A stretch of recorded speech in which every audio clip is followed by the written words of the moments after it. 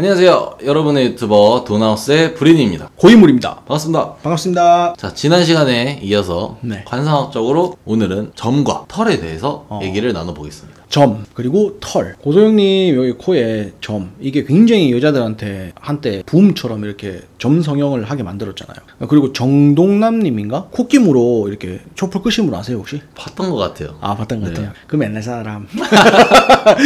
어쨌든 그분 같은 경우 이마 한복판에 큰 사마귀점이 있습니다. 그런 것처럼 얼굴에 난 이제 특징 중에 점이나 뭐 사마귀, 털 이런 게 있을 수 있습니다. 털보 아저씨도 그 아저씨를 부를 때 털보라는 말이 붙잖아요. 그런 것처럼 그 사람을 특징 지을 수 있는 특징은 될 수 있어요. 하지만 점과 털, 사마귀 모든 것들은 얼굴에 있을 경우에는 관상학적으로 봤을 땐 다 좋지 못합니다. 한 군데는 제외입니다. 어디냐? 정말 중요한 곳입니다. 눈썹 털 있지 않습니까? 이 눈썹 털 속에 있는 점 사마귀와 눈과 눈썹 사이 여기에 나 있는 점이나 사마귀나 뭐 그런 거는 굉장히 좋습니다. 그리고 얼굴에 있는 점 중에 좋은 점이 입술 속에 이 찍혀 있는 점. 마지막으로 우리 축구 월드클래스 축구 선수 손흥민처럼 눈 안쪽 살 있죠, 살. 눈 동자에 말고 눈 동자에 점이나 뭐 있으면 절대 안 좋습니다. 안쪽 살에 있는 점. 손흥민 눈 밑에 점 보면 눈 밑에 살에 바깥 살에 점이 난 게 아니라 안쪽에 난 점이 바깥쪽까지 보이는 거거든요. 그렇게 나 있는 점은 좋은 점입니다. 부동산, 돈복, 제복을 아주 그냥 좋게 만들어줍니다. 네. 그래서 얼굴에 나 있는 점이나 사마귀나 털 같은 경우에는 눈썹과 눈썹 사이에 있거나 또는 눈썹 속에 있으면 제일 베스트거든요. 그런 점이나 사마귀나 절대 빼지 마세요. 네. 근데 나머지 부위에 있는 모든 점이나 사마귀 같은 경우에는 없애는 게 좋습니다. 하지만 없애도 생길 겁니다. 대부분 생겨요. 뭐 그게 햇빛 때문에 그렇다, 점 빼고 나서 뭐 관리를 안 해줘서 그렇다, 물론 그런 것도 있을 수 있죠. 관상이라는 게 존재하는 이유이기도 한 내가 이미 했었던 과거의 과거들은 얼굴에 드러나게 돼 있어요. 저도 지금 제가 20대 때 한 번, 30대 때 한 번 이렇게 총 2번의 점을 뺐었어요. 얼굴에 점이나 또는 사마귀 뺐었는데 그대로 다 또 드러납니다. 또 사람 보시면 그대로 드러납니다. 그렇기 때문에 어쨌든 말씀을 드리면 없던 점을 만들지는 마시란 말입니다. 근데 사람들 보면 네. 요쪽에 점을 그리시는 분들이 굉장히 많더라고요. 그게 이제 좀 연예인분들 때문에 네.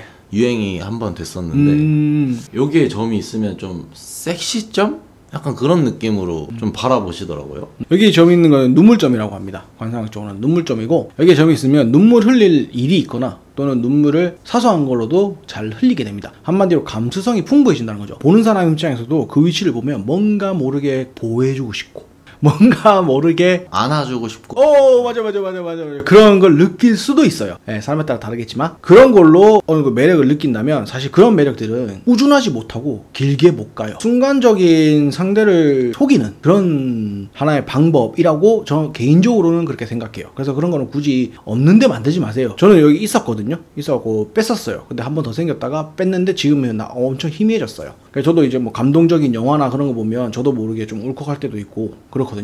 감수성은 사실상 살아가는데 적당히만 있으면 돼요. 근데 그런 거를 너무 과도하게 만들 필요는 없다고 생각해서 그런 점은 사실상 미용적으로 잠깐 문신으로 하지 마시고 필요할 때 화장하시면서 뭐 찍고 나가시던가 그런 거는 뭐 상관없지만 문신으로 아예 그냥 반영구적으로 이렇게 딱 하시는 거는 비춥니다. 그리고 점 중에서 얼굴은 그렇고요. 몸에 난 점들이 있어요. 등에 난 점들 또는 뾰루지 또는 뭐 사마귀 이런 것들은 크게 신경 안 쓰셔도 되는데 좋은 건 아니에요. 좋은 부위가 어디냐면 등을 제외한 우리 눈에 잘 보이지 않는 곳. 손을 예로 들면 손등이 잘 보일까요? 손바닥이 잘 보일까요? 손등이 잘 보이겠죠. 그렇죠. 그런 식으로 생각했을 때 손바닥에 있는 점 또는 발바닥에 있는 점이 나쁘지 않거나 좋은 점이 될 확률이 높고, 그리고 그 중에서도 이 손가락 사이에 있는 점은 얼마나 안 보일까요? 거의 뭐 안 보인다고. 예, 그죠. 손가락 사이. 그리고 정말 본인도 몇십 년을 살아도 잘 모르는 곳이 있어요. 어디냐면 발가락 사이에 있는 점. 그건 이제 최고의 길점으로 봅니다. 그리고 19금인데 발가락 사이, 손가락 사이 이런 데도 이제 가장 참 좋은 점이고, 가슴 있죠.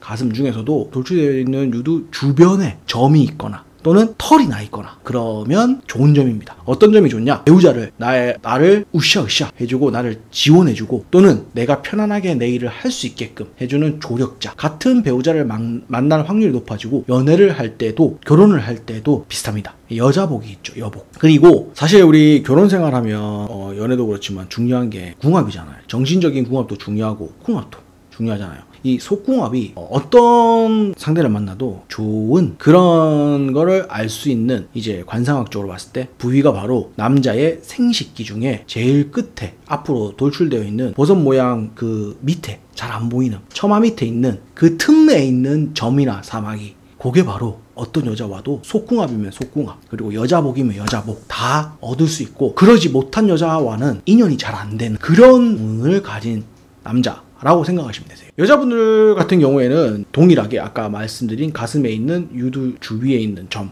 요것도 여자분들 같은 경우에는 아주 좋은 길점이라고 보시면 되세요. 그리고 겨드랑이에 있는 점, 사타구니에 있는 점, 이런 것들도 나쁘지 않은 길점의 확률이 높아요.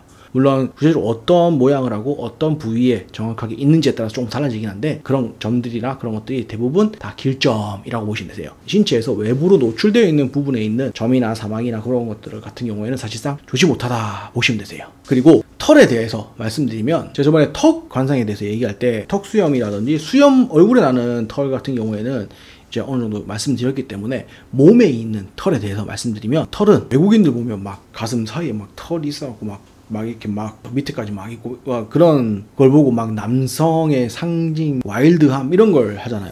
근데 전체적으로 몸에 털이 많으면 의학적으로는 남성 호르몬이 많다고들 해요. 근데 관상학적으로 봤을 때 몸에 털이 많다고 해서 남성적이다 라고 하진 않아요. 단지 약간은 투박해요. 세심하고 섬세하고 이런 부분이 조금 부족하세요. 몸에 털이 많으시면. 집이 좀 지저분하더라도 이게 뭐가 지저분해. 예, 요렇게 디테일함이 조금 부족하신, 그렇게 보지 남성적이라고 보지 않아요. 옛날에는 남자는 큰 일을 위해서 작은 일은 신경 안 쓴다, 이런 관점에서 봤을 때는 남성적이라고도 할 수 있어요. 털이 많으면 큰일이라고 하면 뭐라고 할까, 좀 임팩트 있는 일이죠. 임팩트 있는 일 또는 바깥일, 그런 부분을 신경 쓰다고 집안일은 약간 조금 사소한 일로 여겼어요, 옛날에는. 하지만 요즘은 바깥에 나가서 일을 하더라도 세심하고 섬세하고 꼼꼼한 사람들이 더 인정받아요. 작은 일을 못하는 사람이 큰 일을 잘하기가 힘들죠. 큰 일을 또 잘하는 사람들은 작은 일을 시켜도 그 작은 일에 대해서 누구보다 자기만의 방식으로 잘해내요. 그렇기 때문에 요즘 안 맞는 말이에요. 몸에 털이 많다고 해서 남성적이다 이런 것보다는 조금 투박하다, 좀 세심함이 부족하다, 이렇게 생각하시는 게 더 나으시고, 앞판에 나 있는 털 같은 경우에 디테일하게 들어가서 말씀드리면, 배꼽을 기준으로 해서 밑으로 털이 한 줄이라든지 보기 좋게 나 있는 털 같은 경우에는 좋은 털입니다. 베렌나루. 아, 그래요? 그걸 그렇게 불러요? 네, 베렌나루. 맞아요. 구렛나루처럼, 맞아요. 그런 털들은 너무 풍성하면 안 돼요. 어떤 털이든 너무 풍성하면 오히려 해가 됩니다. 풍성하지 않는 선에서 그렇게 나 있는 털은 굉장히 좋은 털이다. 이성적으로도 좋은 털이고, 그 사람 일신에 있어서 인기적인 면에서도 좋은 털입니다. 아까 말씀드렸던 가슴 꼭지, 저 꼭지 주변에 털이 풍성하지 않게 이렇게 해바라기 이파리 모양처럼 이렇게 털이 나 있는 분들, 그런 분들도 여복도 좋고 좋은 털입니다. 그리고 여성분들 중에 솜털이긴 한데, 그러니까 하얀색이나 또는 눈에 잘 안 띄는 솜털이 아니라, 솜털은 솜털인데 색상이 약간 좀 검은 티티해서 약간 좀 털이 많아 보이는 사람, 여성분들, 이런 여성분들 같은 경우에는 성격이 굉장히 쿨합니다. 굉장히 쿨하고, 그래서 그런 분들 같은 경우에 어느 시기에는 왁싱인가? 네네. 예, 왁싱을 하기도 하는데, 사실상 어느 정도 성숙해지고 그렇게 되면 그 자체도 신경 안 씁니다. 왁싱도 안 하고 신경 잘 안 씁니다. 왜냐면 그만큼 쿨합니다. 또 쿨한 만큼 여성성이라든지 여성으로서의 연약함, 이런 부분에 있어서는 자기가 의식을 해야지만 보여지고, 의식하지 않고 그냥 생활하다 보면 그런 부분이 조금 보기 힘들어요. 남성스럽다? 이런 건 아니지만 약간 좀 우리가 알고 있는 그런 연약하고, 조금만 이렇게 화내도 막 무서워서 오도오도 떨고 막 이런 여성은 아니란 얘기입니다. 그리고 털을 굳이 다 뽑거나 그럴 필요가 없어요. 반대로 남자인데 털이 많이 없다, 그런 분들 같은 경우에는 좀 예민하신 성향일 확률이 높아요. 예민하거나 또는 작은 일도 그냥 안 넘어가시는 그런 분일 확률이 높아요. 그래서 몸 전체를 봤을 때 비교적 털이 적당하게 송송송송 나 있는 게 가장 좋고, 남자인데 아예 없고 여자인데 거무스름하게 이렇게 좀 전체적으로 많이 나 있거나 이런 경우에는 약간 이런 특징이 있다. 그리고 좀 마디마디에 털이 나 있으신 분, 그리고 발도 발 마디마디에 털이 나 있으신 분, 그런 털도 어떤 척박한 상황에서도 자기 끈기와 의지를 잃지 않으시는 분들이에요. 그런 분들 같은 경우에는 좀 편안하고 안정적이고 좀 루즈한 그런 직장이나 일을 잘 못하세요. 대신 어떤 상황에서든 자신만의 스타일로 개척하거나 만들어내거나 버티거나 끈기 있게 노력하는 거는 잘하세요. 그래서 약간 호불호가 나뉘기 때문에 좋다 나쁘다 말하기는 힘들어요.